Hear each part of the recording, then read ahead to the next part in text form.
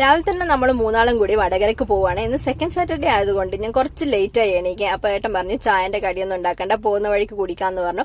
അങ്ങനെ നമ്മൾ പോകുന്ന വഴിക്ക് ഒരു ചെറിയ ഹോട്ടലിൽ കയറി ചായയൊക്കെ കുടിച്ചു. നൂൽപുട്ടും പത്തിരിയും, ആ ചെറിയൊരു പത്തിരി ഉണ്ടല്ലോ അതാണ് കഴിച്ചത്. നല്ല രസമുണ്ടായിരുന്നു കഴിക്കാൻ. അപ്പൊ അതൊക്കെ കഴിച്ചതിന് ശേഷം നമ്മൾ എന്ത് വെച്ചു, ബസ്സിൽ പോവാന്ന് വിചാരിച്ച് കാർ അവിടെ റോഡ് സൈഡിൽ വെച്ചതിന് ശേഷം നമ്മൾ ബസ്സിൽ പോവാണ് കേട്ടോ. അപൂർവമായിട്ട് ഇപ്പൊ ബസ്സിൽ പോവാറുള്ളൂ. ഞാനും കുഞ്ഞുണ്ണി മാത്രം തലശ്ശേരിക്ക് പോകുന്ന സമയത്താണ് നമ്മൾ ബസ്സിൽ പോവാ. ആ സമയത്ത് ഭയങ്കരമായിട്ട് ഛർദ്ദിക്കാനുള്ള ടെൻഡൻസി ഒക്കെ വരാനുണ്ട്.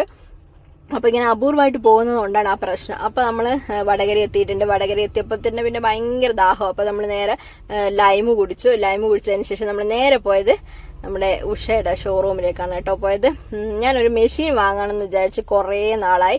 ആദ്യം എന്റെ കയ്യിൽ സാധാരണ ഒരു മെഷീൻ ഉണ്ടായിരുന്നു ഉഷയുടെ. അത് തീരെ ബുദ്ധിമുട്ടായതുകൊണ്ട് ഞാൻ അത് ഒഴിവാക്കി. ഇപ്പൊ ഞാൻ ഫാഷൻ മേക്കർ വാങ്ങിക്കാന്ന് വിചാരിച്ചേ. കുറേ നാളായി വിചാരിക്കുന്ന ആപ്പേട്ടന്മാനെ വാങ്ങാന്ന് വിചാരിച്ച് ഇങ്ങനെ നീട്ടി കൊണ്ടുപോയ ഒരു കാര്യമാണിത്. അപ്പൊ അതിനിടയിൽ ഫോണ് വാങ്ങി. അപ്പൊ ആകെ പ്രശ്നമായി. അപ്പൊ അത് കഴിഞ്ഞതിന് ശേഷം ഇപ്പൊ എന്നോട് പറഞ്ഞു എന്നാ വാങ്ങിത്തരാ എന്ന് പറഞ്ഞു. അപ്പൊ അങ്ങനെ ഞാനത് വാങ്ങാനുള്ള പരിപാടിയിലാണ് കേട്ടോ. ആ ചേച്ചി എനിക്ക് എല്ലാ കാര്യവും പറഞ്ഞു തന്നിരുന്നു. അപ്പൊ ഞാനിത് 2015 ഈ ഒരു സംഭവം ഞാൻ യൂസ് ചെയ്തിട്ടുണ്ട്. പക്ഷെ 2015 ആയതുകൊണ്ട് കുറെ കാര്യങ്ങളെല്ലാം എന്നോട് അങ്ങ് വിട്ടുപോയിട്ടുണ്ട്. അപ്പൊ ആ ചേച്ചി എല്ലാ കാര്യങ്ങളും കൃത്യമായിട്ട് പറഞ്ഞു തന്നു. അപ്പൊ അങ്ങനെ ഞങ്ങള് ഫാഷൻ മേക്കർ വാങ്ങിയിട്ടുണ്ട് കേട്ടോ. അപ്പൊ ഇനിയിപ്പോ സ്റ്റിച്ചോട് സ്റ്റിച്ച കംപ്ലീറ്റ് എല്ലാ ഡ്രസ്സും എടുത്ത് അടിക്കൽ എന്നെ പരിപാടി. ഡ്രസ്സ് വാങ്ങുക, അടിക്കുക പരിപാടി.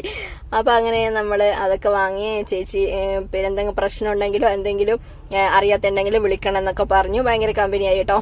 അപ്പൊ അങ്ങനെ നമ്മൾ തിരിച്ചു വരികയാണ് കേട്ടോ. തിരിച്ചു വരുന്ന വഴിക്ക് നമ്മൾ ഭക്ഷണമൊക്കെ കഴിച്ചിരുന്നു. പക്ഷെ അതൊന്നും ഷൂട്ട് ചെയ്യാനുള്ള സമയം ഉണ്ടായിരുന്നു. പെട്ടെന്ന് വീട്ടിലേക്ക് എത്തണം എന്നുള്ളൊരു ചിന്തയായിരുന്നു. അപ്പൊ കുഞ്ഞുണ്ണിയാണ് ബസ്സിലുള്ള കയറിയിട്ട് കയ്യിൽ പിടിച്ച്